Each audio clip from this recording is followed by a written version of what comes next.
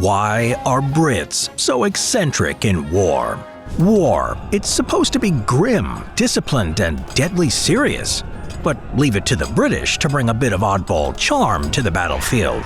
Whether it's making tea under fire, charging tanks with umbrellas, or playing the bagpipes in a POW camp, British troops have long blended courage with eccentricity in ways that often leave the rest of the world baffled. These quirks weren't just for show. They were sometimes bizarre, sometimes brilliant, and always unmistakably British. Tea time waits for no one.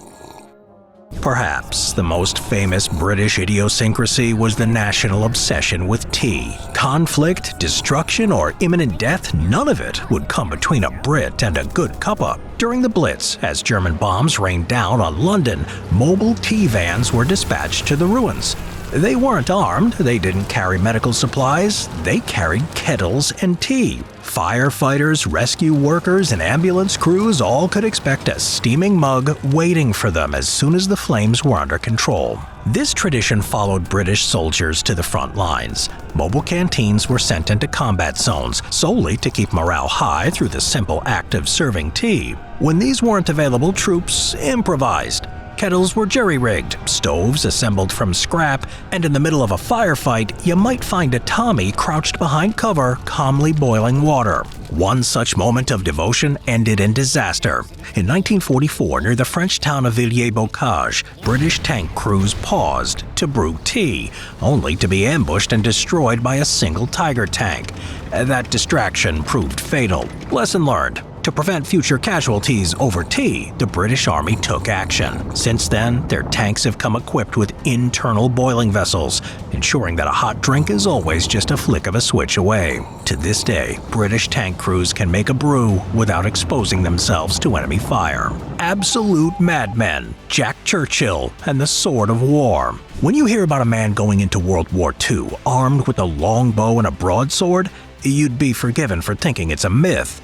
But John Malcolm Fleming Churchill, Mad Jack to both his friend and foes, was very real. A professional soldier and champion archer, Churchill believed, as he put it, quote, "Any officer who goes into action without his sword is improperly dressed," end quote. He wasn't joking.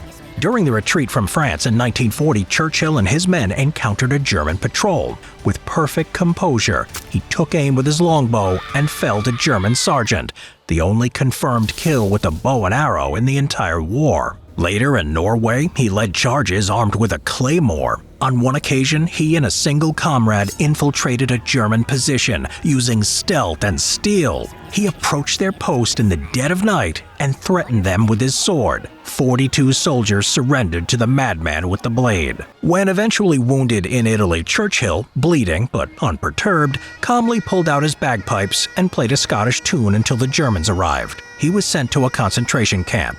He escaped, captured again, escaped again, and when the war finally ended, he was reportedly disappointed, stating, quote, "If it wasn't for those damn Yanks, we could have kept the war going for another 10 years. Mad Jack may have loved the sound of his bagpipes, but sometimes you need to hear the world around you while still keeping your own soundtrack. That's where today's sponsor, Raycon, comes in. Raycon's essential open earbuds are designed to keep your ears open while still delivering crystal clear sound. The open ear design means you can stay aware of what's happening around you, whether it's traffic, coworkers, or the distant rumble of artillery, without giving up your music or podcast quality.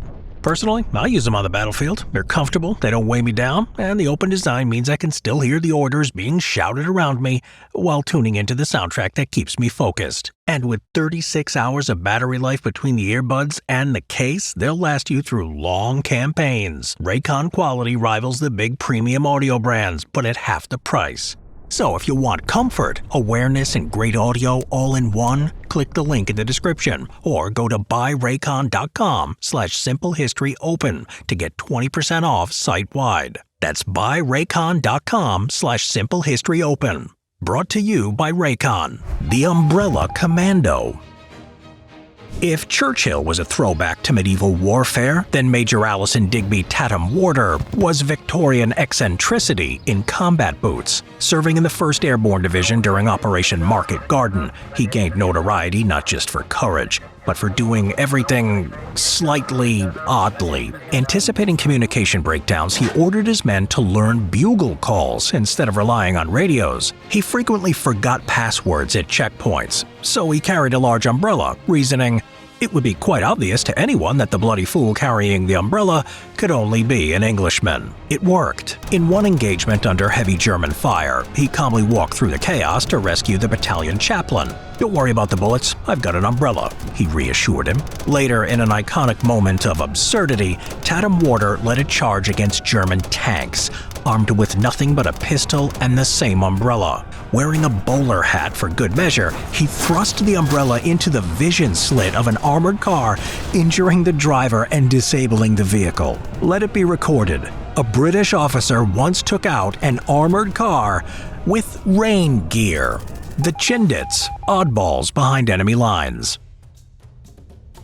While eccentricity makes for great stories, sometimes it's a prerequisite for survival. In Japanese-occupied Burma, the jungle proved just as dangerous as the enemy. Conventional tactics failed. Enter Brigadier Ord Wingate and Mad Mike Calvert, two unorthodox commanders with an even more unorthodox plan to create long-range air-supplied commando units that would harass Japanese forces far behind enemy lines. Their recruits were a special breed. Men who were either incredibly brave or slightly unhinged. One was a demolition expert from the Black Watch, another a Rhodesian hangman. One reportedly ate cigarettes rather than smoked them.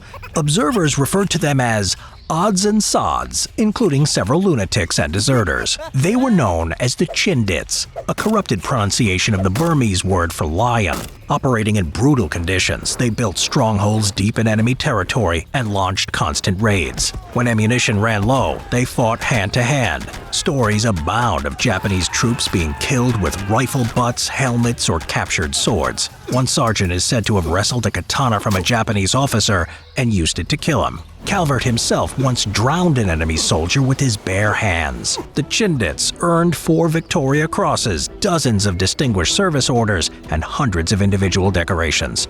They were feral, fearless, and effective, proof that in certain wars, sanity is optional. Weaponized humor, trolling the Third Reich. British humor is infamous, dry, ironic, and often absurd. And yeah, they used it against the Nazis. At some point during the war, the Germans constructed an elaborate fake airfield, complete with wooden hangars, oil tanks, and even mock aircraft. It was an obvious decoy, designed to trick the Allies into wasting bombs on worthless targets. The British knew it was fake almost immediately, but rather than destroy it, they let the Germans keep building. Once the ruse was complete, an RAF bomber flew over and dropped a single bomb.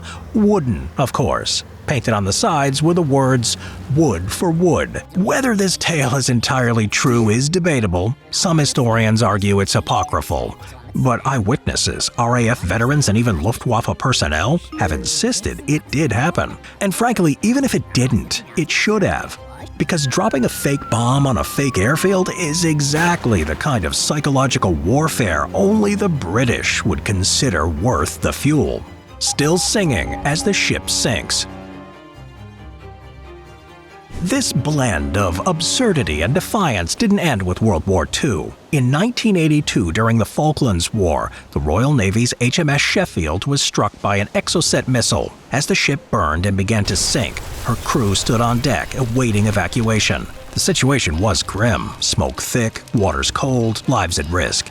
What did the sailors do? They broke into song. Not just any song, but Monty Python's Always Look on the Bright Side of Life. The irony was sharp, the morale unshaken. The story was taken on board, literally, as the crew of the HMS Coventry also sang the tune when their ship was hit and went down. Apparently, it was a moment that perfectly captured the British wartime spirit, gallows humor wrapped in stoic composure. Conclusion: madness as a method. From swords and umbrellas to teacups and wooden bombs, British eccentricity in wartime wasn't mere showmanship. It was an identity, a national trait weaponized into morale, mischief, and mayhem. When faced with overwhelming odds, some armies double down on discipline. The British? They'll make tea, charge tanks with walking sticks, and whistle a tune as the bombs fall. And somehow, against all reason, it often works. Because when war turns the world upside down, a little madness might be the sanest thing of all.